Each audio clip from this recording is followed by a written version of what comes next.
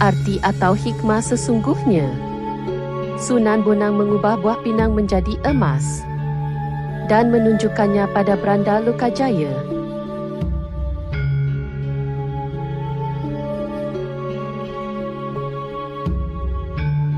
Dalam kisah disebutkan, Sunan Bonang yang menghadapi Beranda Lokajaya, seseorang yang hendak merampok dan mengancamnya, tidak melawan dengan kekerasan, melainkan menunjukkan kesaktiannya.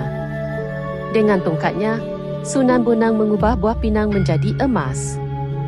Ini menyebabkan Beranda Lokajaya terkesima dan akhirnya jatuh hati, mengakui keagungan Sunan Bonang, lalu memilih untuk bertobat, belajar agama Islam dan menjadi murid Sunan Bonang.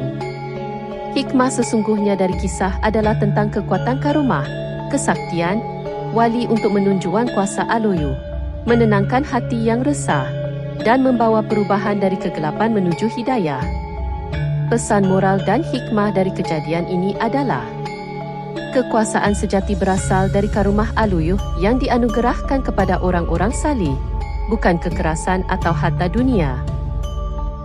Sikap tenang dan penuh kasih sayang dalam menghadapi permusuhan bisa meluluhkan hati orang yang keras dan jahat. Kesaktian dan mukjizat digunakan untuk mengubah seseorang dari jalan kegelapan menuju jalan keselamatan dan kebaikan. Sesuatu yang tampak kecil dan biasa, buah pinang, bisa berubah menjadi sangat berharga sebagai simbol perubahan hati dan iman.